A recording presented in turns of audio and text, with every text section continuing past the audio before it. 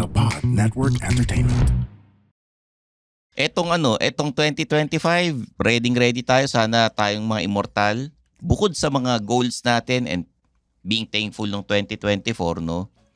Sana pangalagaan natin yung kalusugan natin. Kasi ito yung time na pag nagpa-check up tayo, matataas lahat ng blood chem results because of the kainan. Ay, tama.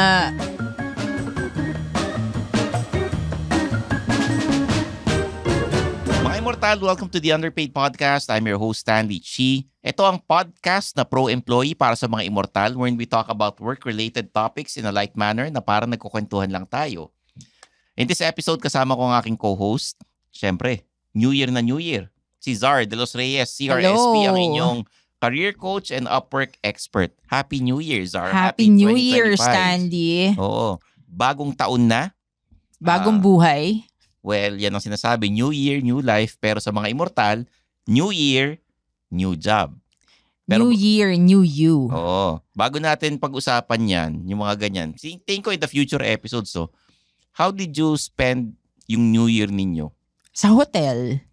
Ganun naman palagi sa akin recently sa hotel lang. With family? Yeah, with family. And then merong hotel party, may countdown. Fun! Super fun. Parang may Congo line na nagsasayawan. Tapos Congo line. the legendary Tita Babes na sumunod na naman sa mga waiter hanggang sa pa-ex na pala. Iba pala yung sinundan. Oo, diba? Medyo nagsisecond childhood na yan. Or mga nag-YMCA. Oo, ganun. Oh, diba? And then you had the buffet. Oh, buffet, countdown. Fun yun At saka para wala nang huhugasan, wala nang ligpit. This is the time of the year, dahil January 2, no? This is the time of the year wherein binubuksan ninyo ang inyong mga alkansya. Kung na-achieve nyo ba yung mga inipon ninyo. Diba? Tapos i-deposit nyo sa bangko. Yung iba, they want everything new. Lahat bagong damit, bagong underwear, bagong mga bedsheet. Karamihan bago kasi nga bagong taon. No? Oh, may mga bagong resolutions. Oo. Or resolutions na paulit-ulit. Na hindi naman nagagawa. Hindi natatapos. Pagka January na, doon na nagsastop. Were you able to achieve your goals last 2024? Sa work, oo. Sa savings, oo. Actually. Sa education, oo. Actually, na-achieve ko naman. Most of it. Most of it, which is okay. Ako, yeah. I always have this whiteboard na nakapaskil dun sa dun sa may divider ko. Yeah. Na nandoon yung goal ko for 2024. I may not have achieved most of them, pero yung may na-achieve ako dun, masaya ako kasi it involves money, it involves yung mga goals sa career, sa trabaho, which alam ko naman na mahirap abutin, pero pag meron ka na target dun, may na-checkan ako ron, masaya ako kasi ano ba goals mo? yung mga sa kalusugan, yung mga pag-iipon, yung bibili ng mga getting ready for the future. Halimbawa, yung mga pinaghahandaan, yung memorial plan. Last year, I was able to buy 2. Kaya masaya ako. 2 what? Memorial plans. Oo. I have a senior na nanay and I have a brother na parang hindi iniintindi yung healthcare niya. And then, yung goals ko sa health, slowly but surely, itatarget ko yan. And of course, itong 2025, isa yan sa mga goals ko.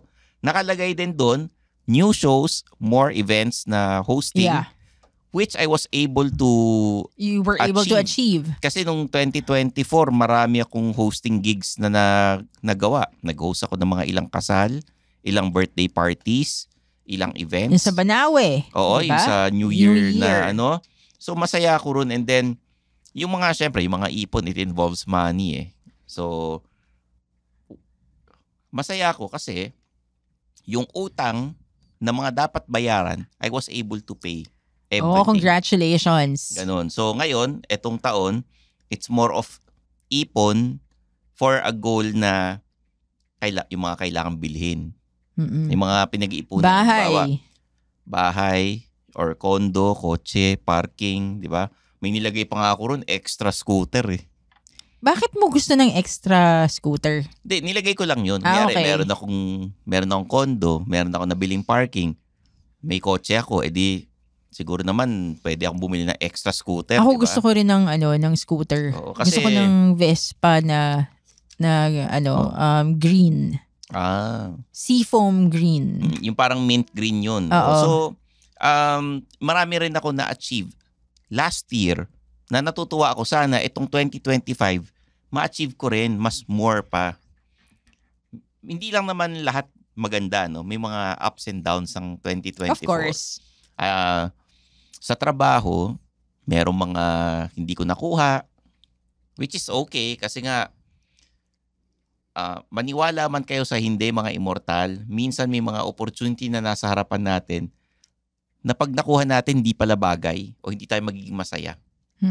Ganon. Hindi na ako magbabanggit ng mga Sige. dumating na opportunities, pero maraming beses na I was given opportunities pero buti na lang hindi ko nakuha. Because is it not a fit for you? It's not a match? Branding wise and yung style. Style wise hindi bagay sa akin and masisira ang schedule ko. I've been having yung mga side hustle, so syempre meron tayong ibang extra racket na kailangan ganito lang yung time. Halimbawa 2 hours, okay na yon. Pero if it will occupy most of your time sa isang araw, kung early morning yun hanggang hapon, wala ka na ibang magagawa niyan. Totoo naman. 'Di ba? Syempre sa umaga pag may isushoot ako for Suplado Motors or pag may i-review akong sasakyan, andun yung andun yung time ko eh. I prioritize that. And then pag meron tayong mga tapings, yung kay Jano, kasama ko siya. Every week yan eh. Syempre alaga ko yung sarili ko. Meron din akong pogi maintenance program. Pag nagpapaderma ako, Jansen Clinic, yung aking derma, Doktora Senica, maraming salamat. Self-care. Self-care. Ito si Doktora yung nagti-TikTok, di ba? Yes. Oo. At saka syempre, Funny siya, no? oo. Pagka ako nagpapagupit ng buhok, kailangan pag may mga events, nagpe-prepare tayo. Saka, nung 2024, nakapagpagawa ako ng mga Amerikana. Ilan? 2 Amerikana, 1 barong. Wow. Hindi, kailangan mo naman yun Pwede for sa, your hosting eh. Sa Kamuning, whenever people get me to host their events or weddings or kung ano man, tinatanong ko ano yung kulay ng company ninyo, ano yung motive ng wedding. Kaya minsan, di ba, ang wedding host, ang singil ganito kalaki. Kasi nagpapatahi kami ng damit. Oo naman. Alangan naman bumili kami sa mga yung ready to wear. Mura nga pero yung fit hindi ganun kaganda. Ito yung ni-refer ko sa'yo, di ba? Oo. Yung Yung sa sapatos, Kamuning. yung sapatos pa, kailangan babagayan. Dapat match. Blackwing shoes, maraming salamat. Yung mga nasa Marikina, thank you. World Balance and Macbeth. Hindi ko na kayo kailangang banggitin pero maraming salamat dahil napakabait nyo sa amin. Ayun, so next time, ang goal mo for next year, bumili na ng suits sa Thailand. Kasi dun eh. Hindi, may suit na ako eh. Lin, damihan mo pa. Syempre, nagsispring cleaning din ako, no? Pagka New Year, every time that there's an occasion, nangyari, magpapasko, bare months, bagong taon, nagsispring cleaning ako, nagbabawas talaga ako ng gamit. Alam mo ba, before the bare months, Zar, hindi lang mga damit ang yung inalis ko na yung mga hindi ko na kailangan. Nagbenta rin ako ng mga laruan. Yung mga collections Madami. ko. Madami. Si Toysak nga tumulong sa akin dyan eh. Sa Chino. Si Chino, oo, yun. I'm lucky enough to meet someone like him kasi yung mga toys na hindi ko na kailangan, hindi ko na gusto, pwede ko ipabenta sa kanya. Oo. Ako nga, si Chino, ang tagal ko nang kakilala yun, hindi ko alam na may toy store siya eh. Oo. Ang labo, diba? Diba? Pero alam mo, ginagawa ko rin yan. Actually, nagde-declutter ako the whole year. Oo. Hindi lang naman dapat isang beses sa isang taon eh. Dapat palagi. Pag may bago kayong gamit, magbabawas kayo. Speaking of decluttering, Zar, nung 2024 nakabili akong recliner. Tsaka yung pan-display ng ano. How was it? How's the recliner? Ayun, syempre, si Tupper ang gumagamit. Ganun naman yun eh. Comfortable ba? Surprisingly, comfy siya.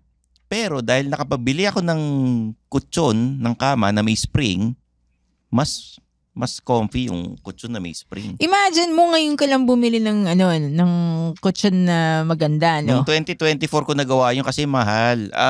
Mga Immortal, para mag-gets ninyo ang background nung kwento na yan. 5 taon na ako dyan sa nire-rent ko na apartment. Pero yung mga gamit, syempre, unti-unti kong binili yan. Hindi isang sabayan na isang buhos. I was able to, last year lang ako nakapagpa-aircon.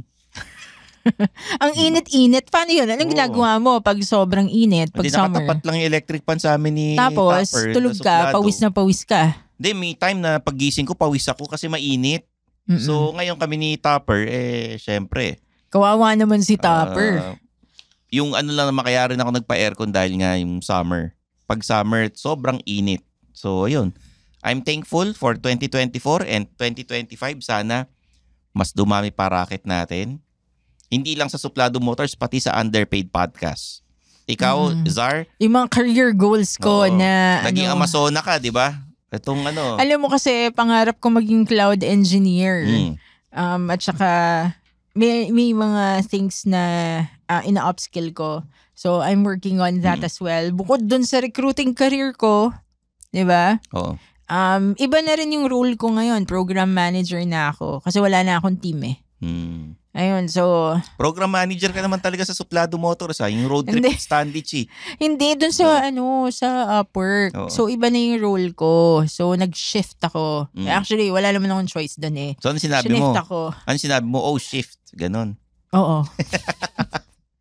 Pero kasi, madami akong mga career goals. Marami pa akong gustong gawin.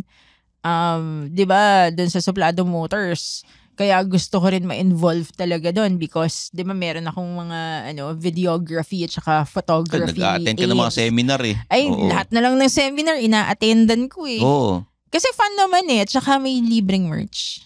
Yun lang. Oh, so, yung libreng merch. Etong 2025, ready tayo. Sana tayong mga Immortal. Bukod sa mga goals natin and being thankful ng 2024, no? Sana pangalagaan natin yung kalusugan natin. Kasi ito yung time na pag nagpa-check up tayo, matataas lahat ng blood chem results because of the kainan. Ay, tama. Ako feeling ko mataas yung FBS ko, yung fasting blood sugar ko. Nako, delikado yan. Oo nga. Tandaan, ang breadwinner hindi pwedeng magkasakit. Tama. At kahit na sabihin nating bata pa kayo, iba na panahon ngayon eh. Minsan yung mga bata nagme-maintenance na. Ay, oo, totoo yun. Sabi nga ng mga friends kong pedia, may mga bata nga daw na may high blood na, may diabetes na. Kasi it's very easy to buy, for example, milk tea. Pag-grab ka lang, di ba? Dati wala namang milk tea eh. Zago ang meron eh. Tapos pag bibili ka ng Zago, nasa Mega Mall pa, di ba? Hindi, powder kasi yun. Tapos tubig na may ice. Tapos mga sago. So medyo hindi ganun katamis. Yung milk tea kasi talagang matamis eh. May makokontrol mo yung sugar content eh.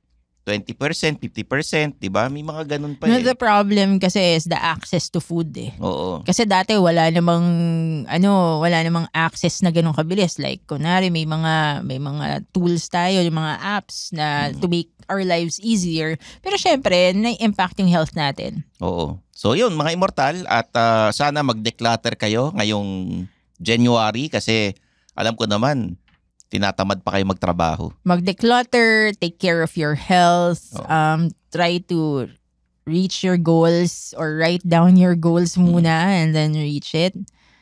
Bilangin ang mga alkansya at i-deposit sa bangko at ibayad sa mga kailangang bayaran. Dapat ang goal natin, walang utang.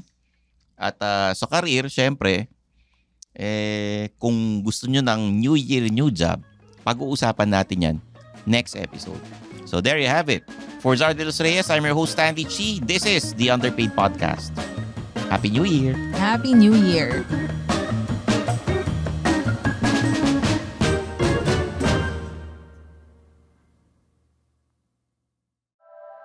The opinions of podcast creators, hosts, and guests are not necessarily reflective of the official stance of the Pod Network Entertainment, its hosts, or other network programs. The content created by the people behind the podcast is personal and not meant to harm any religion, ethnicity, group, organization, company, or individual.